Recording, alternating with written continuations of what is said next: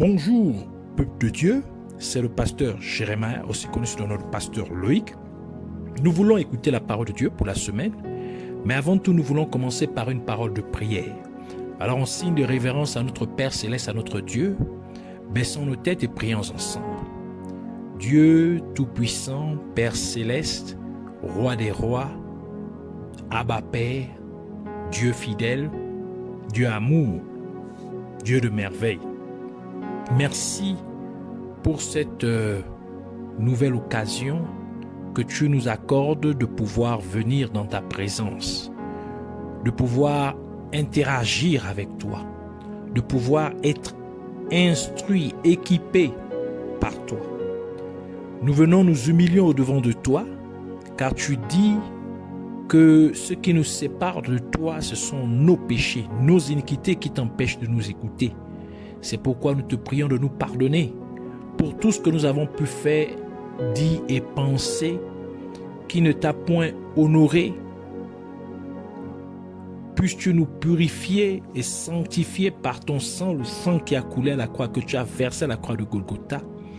Puisses-tu ainsi aussi purger notre conscience, notre inconscience, nos subconscients de toute œuvre morte, de inutile, afin que nous venions à te servir comme il se doit.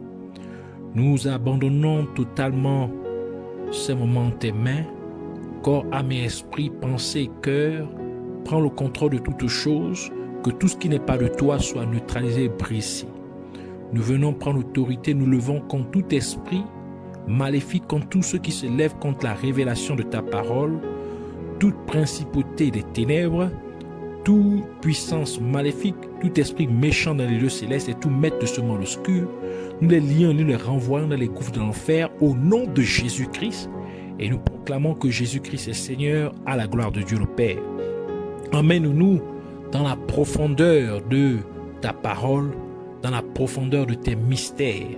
Merci de le faire, que notre foi soit encore, Seigneur mon Dieu Père, affermie, qu'elle puisse grandir au nom de Jésus-Christ. Amen. Alors, nous allons prendre notre passage des Saintes Écritures dans le livre de Matthieu, chapitre 14, versets 3 à 11. Nous lisons la parole de Dieu dans le livre de Matthieu, chapitre 14, versets 3 à 11, au nom de Jésus-Christ. Car Hérode, qui avait fait arrêter Jean, ici il s'agit de Jean le Baptiste, l'avait lié et mis en prison à cause d'Hérodias, femme de Philippe, son frère, parce que Jean lui disait: il ne t'est pas permis de l'avoir pour femme. Il voulait le faire mourir, mais il craignait la foule parce qu'elle regardait Jean comme un prophète. Or, lorsqu'on célébra l'anniversaire de la naissance d'Hérode, la fille d'Hérodias dansa au milieu des convives et plut à Hérode, de sorte qu'il promit avec serment de lui donner ce qu'elle demanderait. À l'instigation de sa mère, elle dit: donne-moi ici, sur un plat, la tête de Jean-Baptiste. Le roi fut attristé, mais à cause de ses serments et des convives, il commanda qu'on la lui donne. Et il envoya décapiter Jean dans la prison. Sa tête fut apportée sur un plat et donnée à la jeune fille qui la porta à sa mère. Que le Seigneur bénisse sa parole, qu'elle vienne pleine de révélations, de grâce, de vie et de bénédiction au nom de Jésus-Christ. Amen. Pour cette semaine, le Seigneur voudrait nous entretenir sur la tête de Jean le Baptiste, ou la tête de Jean-Baptiste. Donc le titre de notre enseignement pour cette semaine est la tête de Jean le Baptiste. Jean-Baptiste était le dernier prophète de l'Ancien Testament. Car Jean-Baptiste était le dernier prophète à prêcher avant que Jésus-Christ ne commence son ministère. Sachant que Jésus-Christ a amené l'humanité dans une nouvelle alliance avec Dieu. En d'autres termes, Jésus-Christ a apporté le Nouveau Testament. Cela fait donc de Jean-Baptiste le dernier prophète de l'Ancien Testament. Et c'est pourquoi Jésus-Christ a dit ce qui suit à propos de Jean-Baptiste dans Luc chapitre 16, verset 16. Il dit, la loi et les prophètes ont subsisté jusqu'à Jean. Ici se fait référent à Jean le Baptiste. Depuis lors, le royaume de Dieu est annoncé et chacun use de violence pour y entrer. Et Jean-Baptiste était la voix criant dans le désert, comme lui-même l'a dit dans Jean chapitre 1, verset 23, qui dit, « Moi, dit-il, je suis la voix de celui qui crie dans le désert. Aplanissez le chemin du Seigneur, comme a dit Ésaïe le prophète. » Mais pourquoi Jean-Baptiste criait-il dans le désert? Il criait dans le désert parce que l'ancienne alliance ou l'Ancien Testament était caractérisé par le désert, comme le peuple, car le peuple d'Israël a conclu une alliance avec Dieu dans le désert. Ils sont rentrés en alliance avec Dieu dans le désert, alors qu'ils recevaient les 10 commandements. Et c'est pourquoi Dieu leur a demandé de construire l'arche de l'alliance. Et tout cela s'est passé dans le désert pour dire que l'Ancien Testament était caractérisé par le désert. Ils ont fait 40 ans dans le désert. Et dans le désert, il n'y a pas d'eau. Et Jésus-Christ a dit ce qui suit à propos de lui-même. Dans Jean chapitre 6, verset 35, il dit, « Je suis le pain de vie. Celui qui vient à moi n'aura jamais faim. Et celui qui croit en moi n'aura jamais soif. » Jean chapitre 7, verset 38 à 39, il ajoute pour dire, « Celui qui croit en moi, des fleuves d'eau vive couleront de son sein. » Comme dit l'Écriture, il dit cela de l'Esprit, donc référant à l'Esprit Saint, que devait recevoir ceux qui croiraient en lui, car l'Esprit n'était pas encore, parce que Jésus-Christ n'avait pas encore été glorifié. Jérémie chapitre 2, verset 13, ajoute pour dire, « Car mon peuple a commis un doux péché. Ils m'ont abandonné, moi, qui suis une source d'eau vive, pour se creuser des citernes crevassées qui ne retiennent pas l'eau. » Cela implique simplement que parce que Jésus-Christ n'était pas physiquement dans l'Ancien Testament, par conséquent, le peuple d'Israël était donc dans le désert, manquant d'eau de vie. Donc l'eau de vie spirituelle qui est Jésus-Christ. Et c'est la raison pour laquelle le roi David prophétiquement a dit ce qui suit dans Psaume 63, verset 1, pour dire, « Ô Dieu, tu es mon Dieu, je te cherche, mon âme a soif de toi. Mon corps soupire après toi, dans une terre aride, desséchée sans eau. » Donc dans le désert. Pour dire que les gens de l'Ancien Testament étaient dans le désert. Leur foi était caractérisée par le désert. Parce qu'ils n'avaient pas Jésus-Christ qui est la parole de vie. Donc leur foi n'était pas basée sur la parole de Dieu.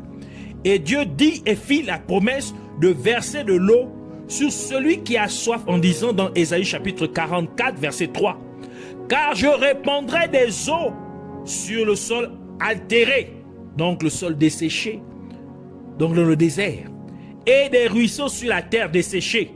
Je répandrai mon esprit sur ta race et ma bénédiction sur tes rejetons. » Par cela, Dieu se référait en fait à sa venue physique sur la terre par la personne de Jésus-Christ, qui est l'eau de vie, qui viendrait par le Saint-Esprit. Et c'est la raison pour laquelle Jean-Baptiste criait dans le désert en disant « Aplanissez le chemin de l'Éternel », donc de Jésus-Christ. En d'autres termes, Jean-Baptiste prêchait la venue du Seigneur Jésus-Christ dans le désert afin de résoudre le problème du peuple d'Israël qui était le fait que leur foi était caractérisée par le désert. ce qui signifie que leur foi était basée sur les miracles, car Jésus-Christ, qui est la parole de Dieu, n'avait pas encore commencé son ministère. Ainsi, Jean-Baptiste annonçait la venue de Jésus-Christ, la vraie parole de Dieu, afin que la foi du peuple soit désormais basée sur la parole de Dieu, comme le dit le livre de Romains, Romains chapitre 10, verset 17, qui dit « Ainsi la foi vient de ce qu'on entend, et ce qu'on entend vient de la parole de Christ. » Le deuxième rôle de Jean-Baptiste était de servir de transition entre l'Ancien Testament et le Nouveau Testament.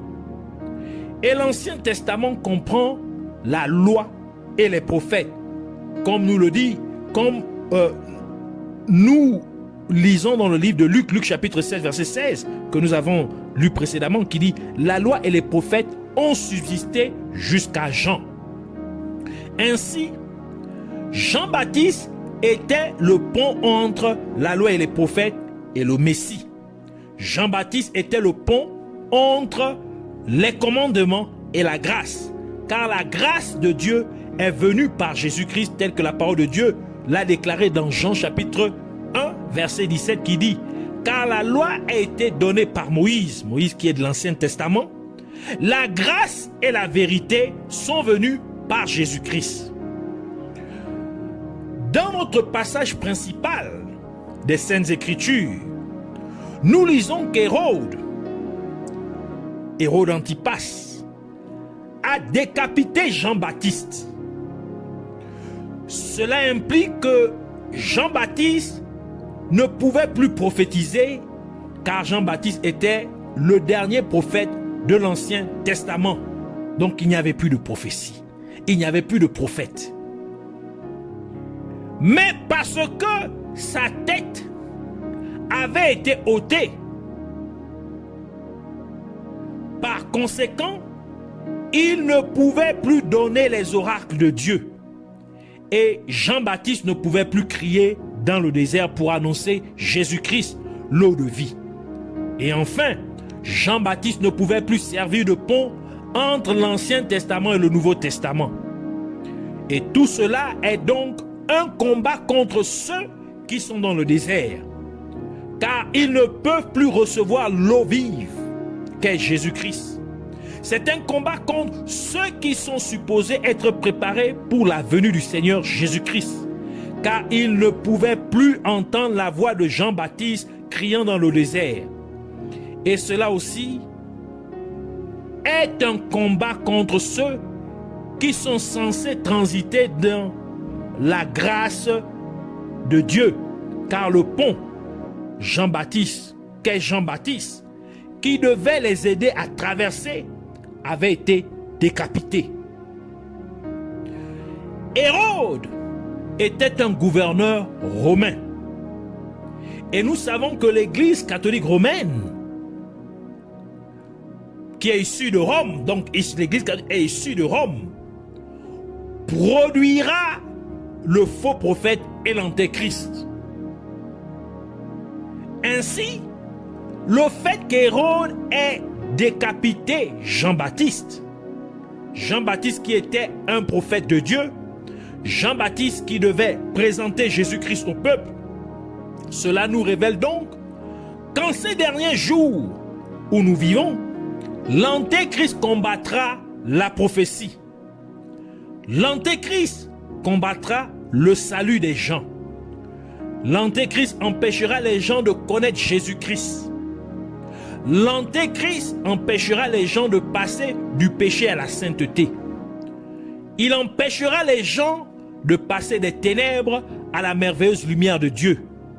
L'antéchrist combattra le retour de Jésus-Christ. L'antéchrist empêchera les gens de se préparer au retour de Jésus-Christ. L'antéchrist combattra la révélation de la parole de Dieu. Et le livre de Proverbes dit que là où il n'y a pas de révélation, le peuple périt. Ainsi, l'antéchrist veut que les gens périssent dans leurs péchés en finissant en enfer. Et Jésus-Christ a dit ce qui suit au sujet d'Hérode. Dans Luc chapitre 13, versets 31 à 32. Il dit, ce même jour, quelques pharisiens vinrent lui dire, va-t'en, pars d'ici, car Hérode veut te tuer. Il leur répondit, ici c'est Jésus maintenant qui parle, allez et dites à ce renard, voici, je chasse les démons et je fais des guérisons aujourd'hui et demain, et le troisième jour, j'aurai fini. Jésus-Christ a décrit Hérode comme étant un renard. Et nous savons que le renard chasse la nuit et que c'est un voleur. Et Dieu appela les ténèbres nuit. Et Satan est appelé le prince des ténèbres. Et il est aussi appelé un voleur. Ainsi, en appelant Hérode un renard, Jésus-Christ impliquait tout simplement que c'est Satan qui opérait à travers Hérode. Et Jésus-Christ a dit qu'il travaillera 2 jours et le troisième jour il aura fini. Et sachant qu'un jour avec Dieu équivaut à 1000 ans, avec les hommes, tel que le livre de Psaume 90, verset 4 le dit, car 1000 ans sont à tes yeux comme le jour d'hier, quand il n'est plus, et comme une veille de la nuit. Ainsi, une veille dans la nuit avec Dieu équivaut à 1000 ans. Une veille dans la nuit ou un jour équivaut 1000 ans aux yeux des hommes et un jour aux yeux de Dieu. Cela signifie que la troisième veille ou le troisième jour fait référence au troisième millénaire. Donc, troisième jour aux yeux de Dieu fait référence au troisième millénaire aux yeux des hommes. Et si nous commençons à compter à partir de la naissance de Jésus-Christ, donc à partir de l'an 0, nous sommes au troisième millénaire depuis l'an 2000. Cela signifie que nous sommes dans la troisième veille ou le troisième jour aux yeux de Dieu.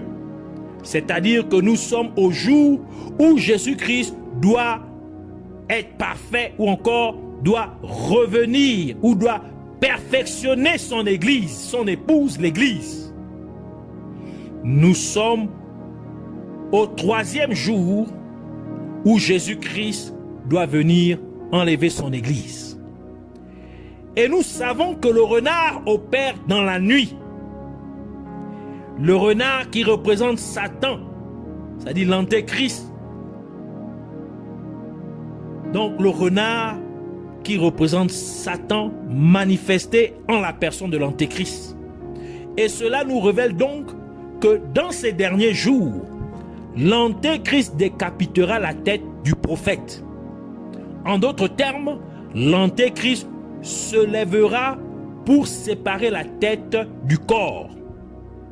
Et la parole de Dieu nous dit que Jésus-Christ est la tête et que l'Église est son corps, est donc le corps du Christ.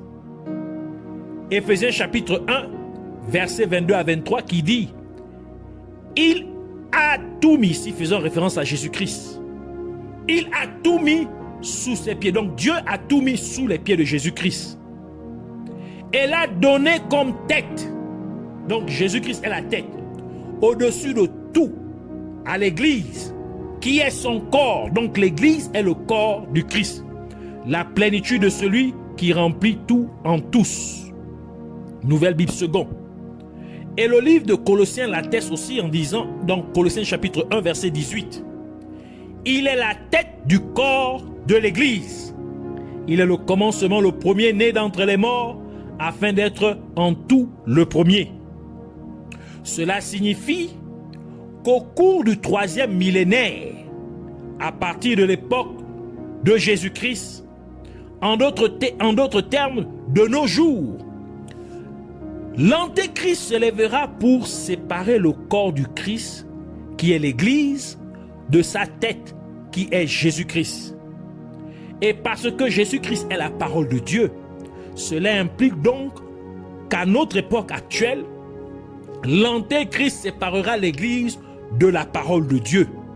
Cela signifie que la vraie doctrine de la parole de Dieu ne sera plus prêchée et enseignée dans les églises locales.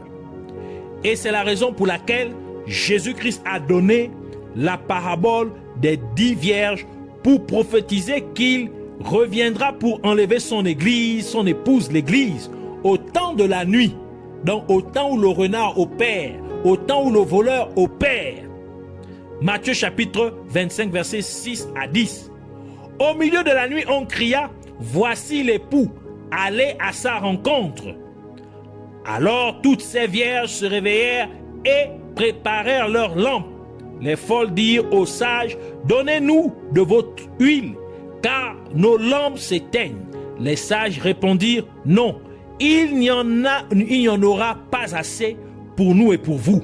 Allez plutôt chez ceux qui en vendent et achetez-en pour vous. Pendant qu'elles allaient en acheter, l'époux arriva. Celles qui étaient prêtes entrèrent avec lui dans la salle des noces et la porte fut fermée. Par conséquent, parce que dans le 3e millénaire, à partir de l'époque de Jésus-Christ, donc de la naissance de Jésus-Christ, c'est-à-dire de nos jours actuels, qui se réfère au temps de la nuit, le temps pendant lequel le renard opère. En d'autres termes, c'est le moment où l'Antéchrist se lèvera pour séparer l'Église de la vraie parole de Dieu, qui est Jésus-Christ. Ce qui signifie que l'Antéchrist se lèvera pour séparer le corps du Christ, l'Église, de sa tête, qui est Jésus-Christ. Et c'est pourquoi Jésus-Christ reviendra à ce moment précis pour enlever son épouse, l'Église, afin que l'Église ne soit pas séparée de lui, mais que l'Église soit à jamais unie à lui. Il est donc impératif que vous soyez parmi ceux qui seraient, que vous ne soyez pas parmi ceux qui seraient séparés du Christ, mais que vous soyez plutôt parmi ceux qui seront enlevés par Jésus-Christ.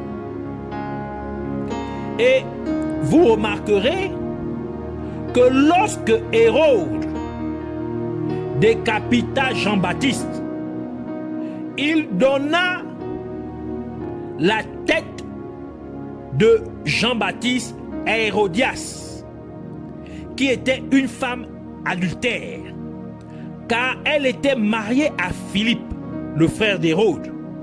Mais elle avait quitté Philippe pour épouser son beau-frère Hérode. Par conséquent, la tête de Jean-Baptiste était maintenant entre les mains de la femme adultère. Et sachant que la femme est une représentation de l'Église, ainsi Hérodias, la femme adultère, représente l'Église qui a abandonné la vraie doctrine de Jésus-Christ. Elle représente l'Église qui a abandonné la vraie foi pour vivre selon les plaisirs pécheresses de ce monde. C'est l'Église qui vit dans l'apostasie, c'est-à-dire l'Église qui a rejeté son mari, Jésus-Christ, son époux, Jésus-Christ. En d'autres termes, c'est l'Église qui a renié Jésus-Christ. D'où le fait que la tête du prophète Jean-Baptiste ait été donnée à la femme adultère, Hérodias.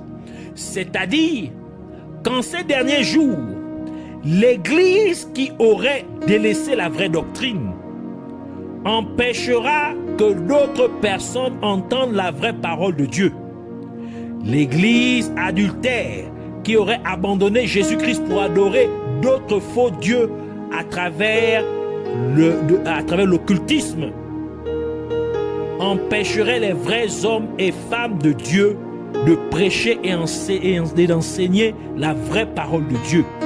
Cela empêcherait les vrais hommes et femmes de Dieu d'enseigner la sainteté, la vraie repentance, la crainte de Dieu, le vrai salut, car Jean-Baptiste fut tué à cause de la vérité.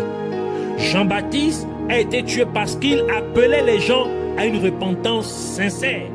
Jean-Baptiste a été tué parce qu'il appelait Hérode et Hérodias à une véritable repentance.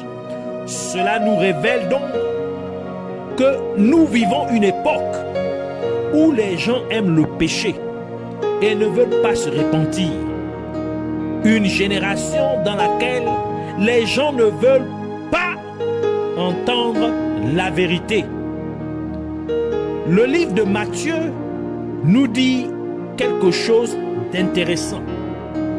Dans Matthieu chapitre 9 verset 1, Jésus étant monté dans une barque, traversa la mer et alla dans sa ville. Ici, nous remarquons que Jésus-Christ avait une ville dans laquelle il vivait. Et le même livre de Matthieu nous donne même le nom de cette ville. Matthieu chapitre 4 verset 12 à 14 qui dit Jésus, ayant appris que Jean avait été livré, se retira dans la Galilée. Il quitta Nazareth et vint demeurer à Capernaum, situé près de la mer, dans le territoire de Zabulon et de Nephtali, afin que s'accomplisse ce qui avait été annoncé par Ésaïe le prophète. Ainsi, Jésus-Christ vivait à Capernaum.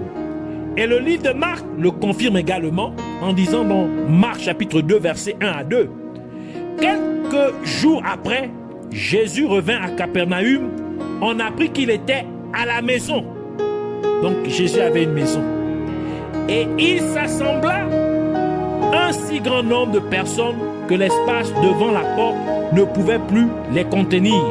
Il leur annonçait la parole. Si Jésus avait une maison, alors pourquoi Jésus-Christ a-t-il dit qu'il n'a pas où reposer sa tête? Matthieu chapitre 8 verset 19 à 20 qui dit: un scribe s'approcha et lui dit: Maître, donc il parle à Jésus, je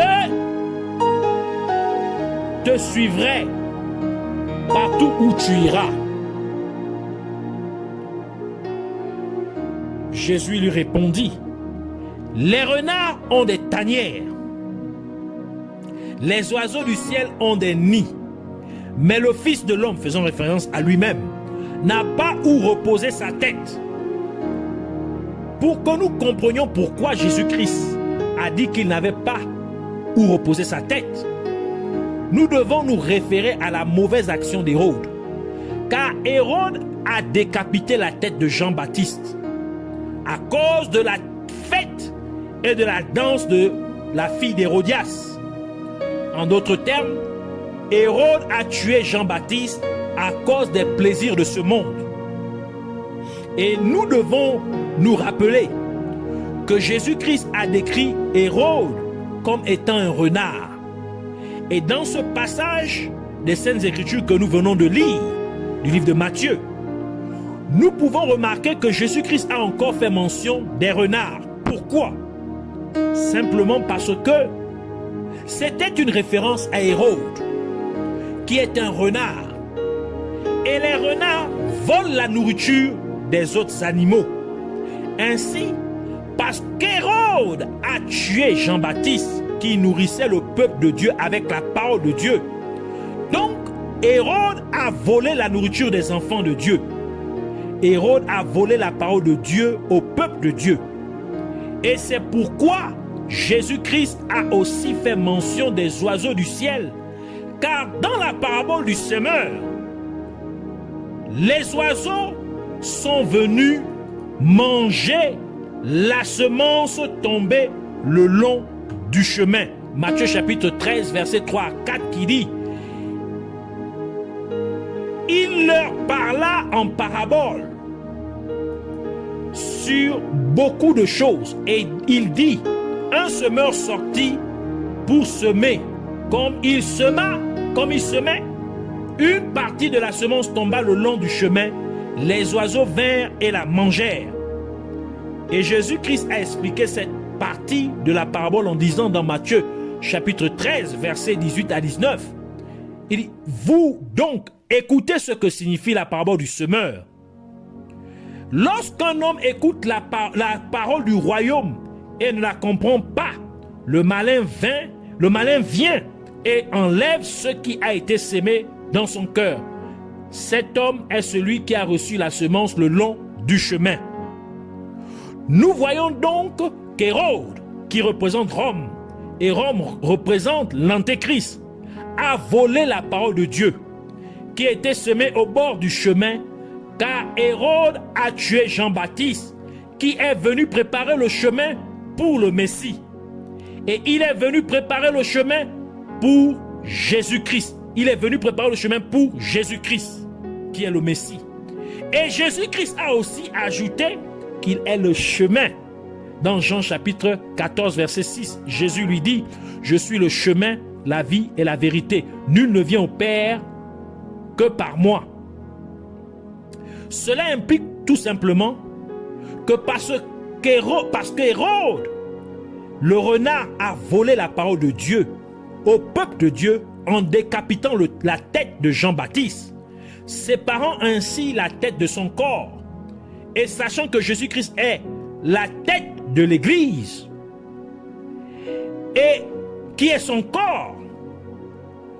Donc, en disant qu'il n'a pas d'endroit où poser sa tête, où reposer sa tête, il sous-entendait en fait que parce que mon Église serait séparée de moi dans les derniers jours, je ne veux pas rester là où se trouve l'Antéchrist. Ce qui signifie qu'il a refusé de rester là où sa parole a été volée. Car Hérode était gouverneur de Galilée. En d'autres termes, Jésus-Christ refuse d'établir son Église là où il n'y a pas de parole de Dieu.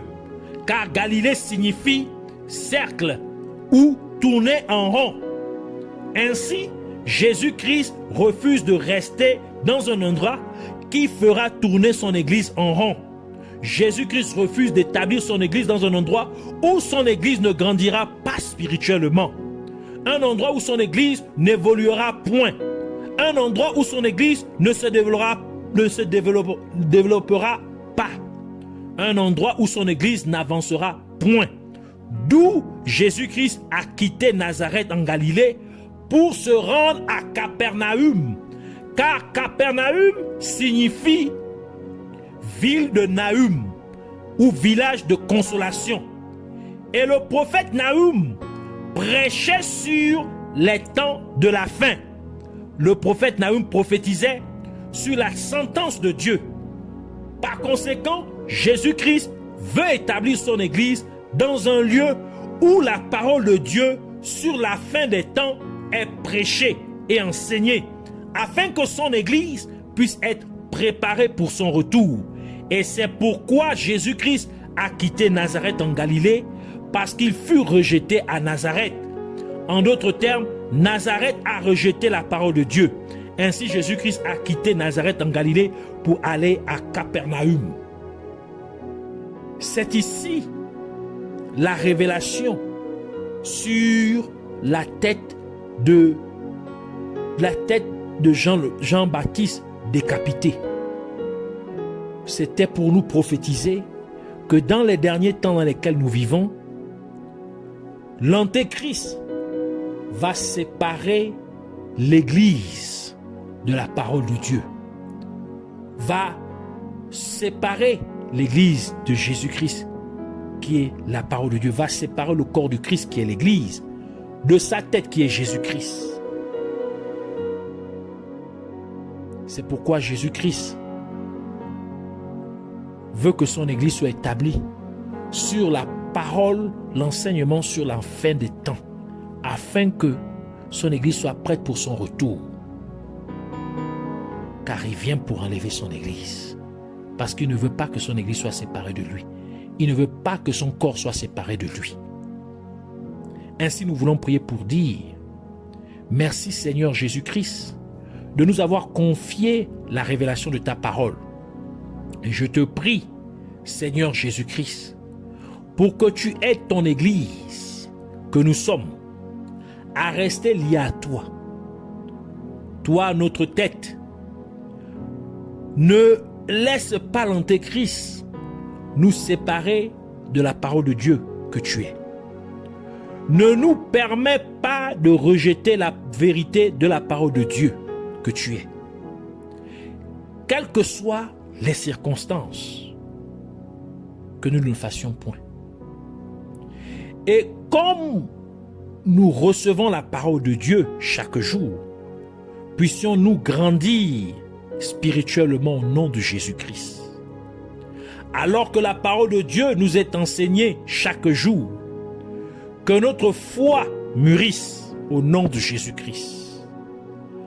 Comme la parole de Dieu nous est prêchée chaque jour, puissions-nous toujours être prêts pour ton retour, Seigneur Jésus-Christ. Merci Père Céleste de nous avoir exaucés. Puisses-tu être à jamais élevé au nom de Jésus-Christ. Amen.